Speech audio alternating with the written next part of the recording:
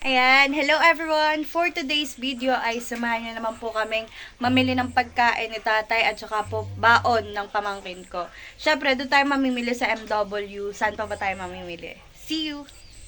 Ayan, umalis nga po pala kami dito sa bahay ng 9 a.m. Syempre, for the video muna ang person. Nagagalit nga sa akin si kuya dahil ayaw niya magpa-video. Ayaw daw makita yung mukha niya, yung kagapuhan niya. At ayan, excited na ako mamili dito dahil nga first time ko rin mamili talaga sa MW ng medyo madami lang. At syempre, huwag kayong mag-expect na madami talaga yung bibilin ko kay Cyril at kay tatay dahil nga kinapos din ang inyong balot queen sa budget dahil marami kaming bayarin. May utang din kami at syempre inuna na rin namin yung bigas dahil sa bigas pa lang talaga talagang napakamahal na. At syempre bumili na rin kami ng gasol namin dahil nga sa umaga ay mahihirapan kami kapag iuling lang. Yun naman ay para na din sa pang-araw-araw namin. Ay siya, teka, napapasarap na ang ating kwentuhan. Nandito na pala kami sa MW.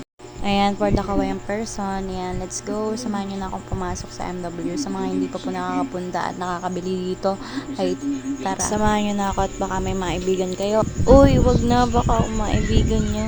Ay siya, mahal to. $1 million. Uy, hindi. May nagmamayari na nito. Ano ba?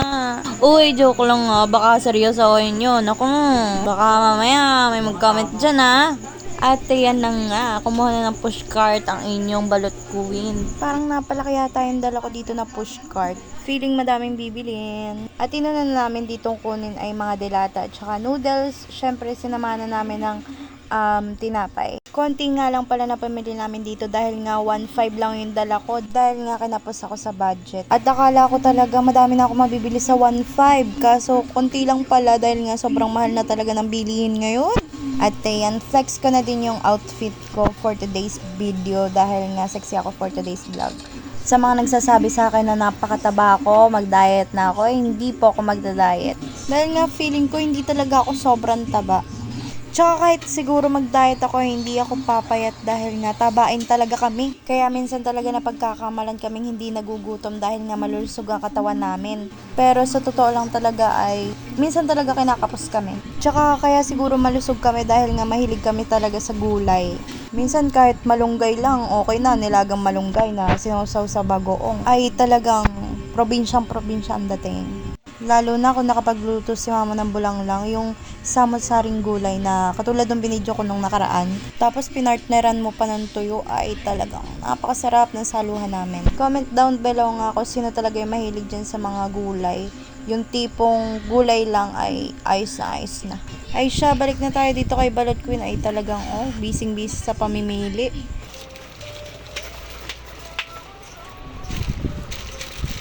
Aray, bib.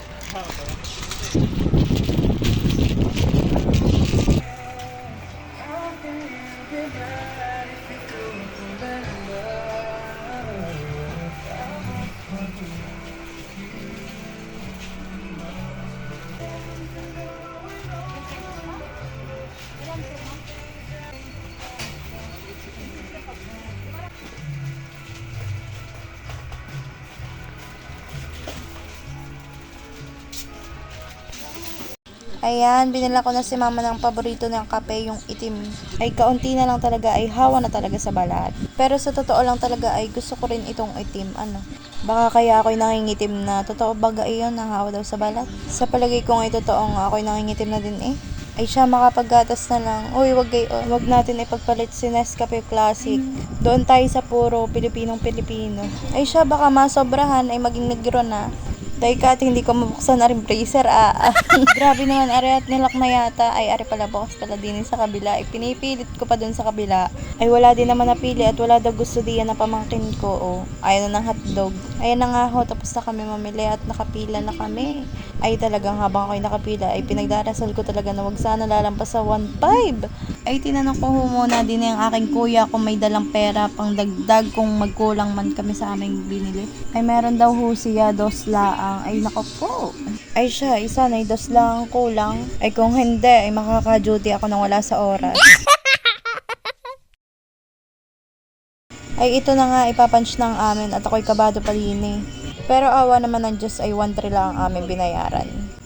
Ayan, dito na po nagtatapos ang ating video at hindi ko na po na-video yung pagbibigay kay tatay dahil nga po ako'y nagmamadali. Ako ho'y may lakad pa. At syempre, nagpapasalamat po ako kay Papa God at kay Kuya Casado at sa mga taong sumuporta at unang tumulong sa akin, kay Tita Lisa at sa mga nauna pa pong tumulong sa akin. Syempre po sa mga followers ko dyan na patuloy pa rin ang suporta sa akin. Thank you so much po dahil nandyan pa rin kayo para suportahan ako.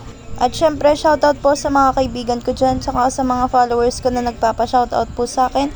Shoutout po sa inyong lahat at sa mga katrabaho ko dito sa MW. Ayan, thank you so much po. God bless po sa inyong lahat. Bye-bye!